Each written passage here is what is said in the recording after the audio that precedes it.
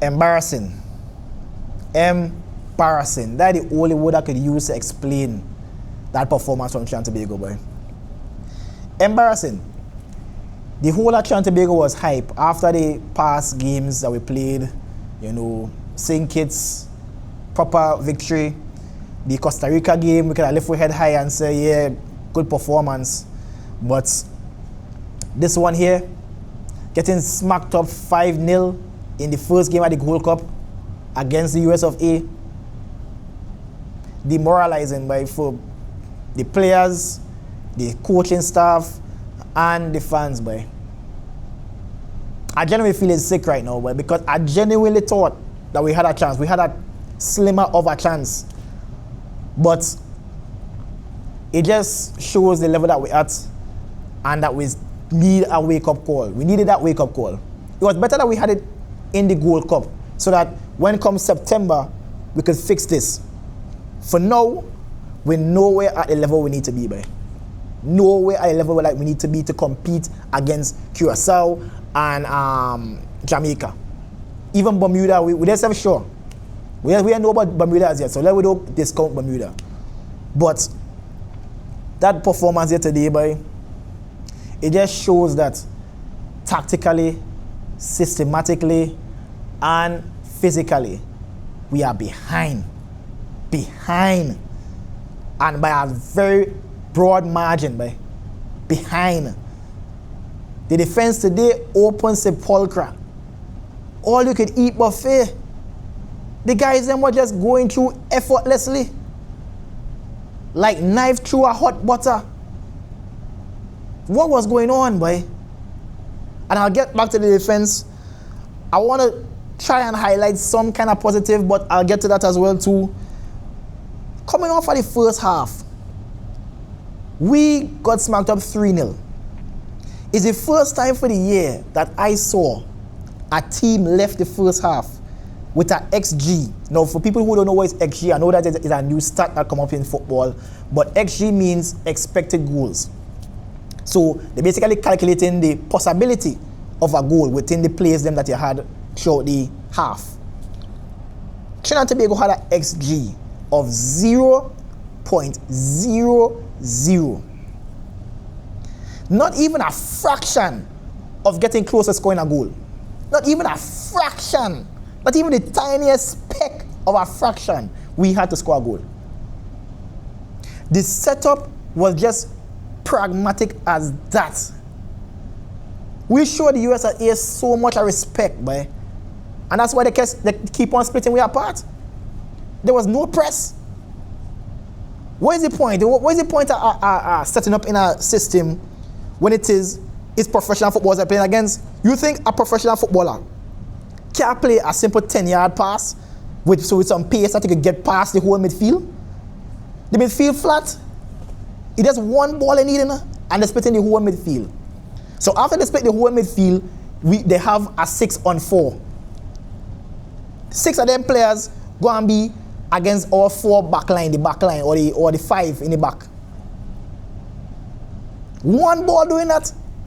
Why is we had to play all 15 passes just to get into the final third? 15 passes just to get into the final third. They playing 1. I was watching. I really analyzed the American setup. They had a midfielder close to another midfielder that they were naturally manipulating where they wanted Trinidad and Tobago to go. That'll tell you how good of a system they had. Trinidad and Tobago, they only had, whenever the ball was playing, they only had one outlet where they could have gone. And they was baiting them to go there. They were saying, yeah, go there. And when the ball reached on that side, it's because they gained double and triple team. So they had to go back or lose the ball. Every single time. That'll tell you how tactically inept we are. That'll show you, it's a wake-up call so that we need a lot of work. That's the situation there what's going on. And to get into the positives, I think Marvin Phillips, despite he collect 5 goals, and the 4th goal was pretty much, a soft one. He still kept us into the from where I can't say kept us in the game, but you know, he kept us from getting 10. And Nathaniel James, youngster, he was on the big stage and the commentators were liking him. He was having a good game.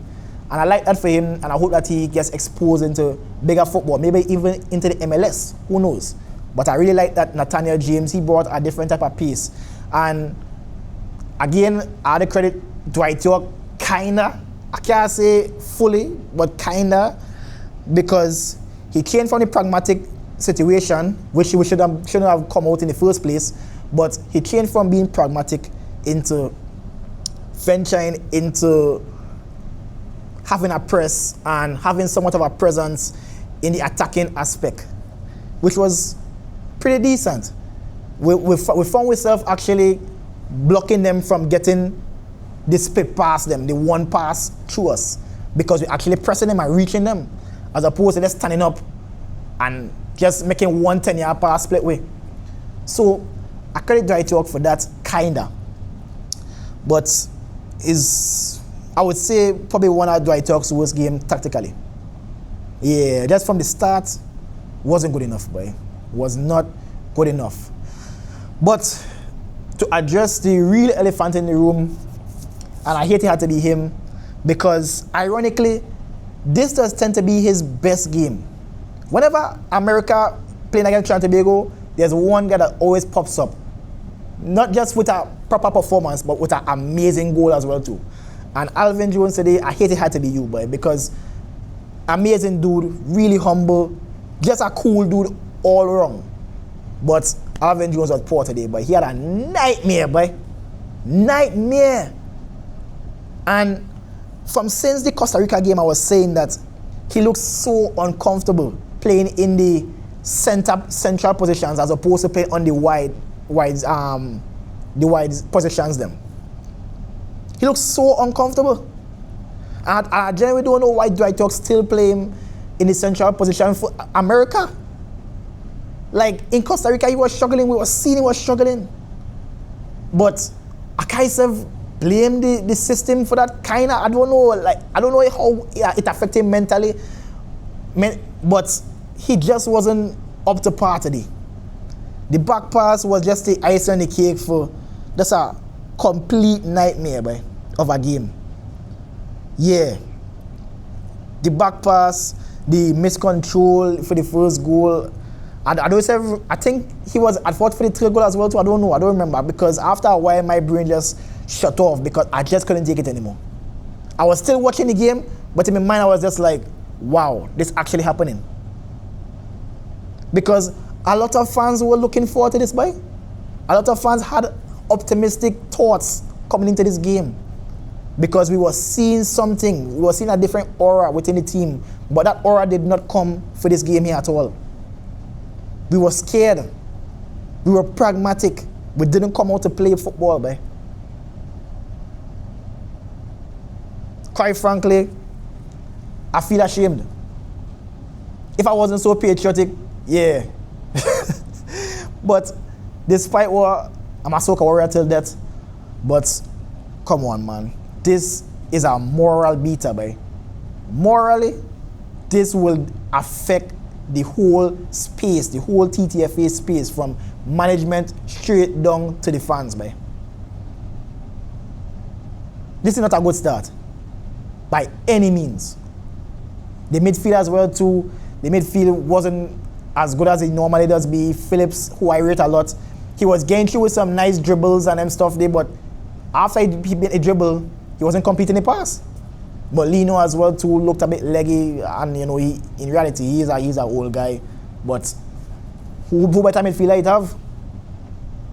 And with that being said, make sure and share this video here so it reaches somebody who have some Trinidad and Tobagonian roots, as centre-backs in particular. If it is you're a centre-back, please, if it is you have some Trinidad and Tobago roots, please contact the TTFA and come play for us, boy.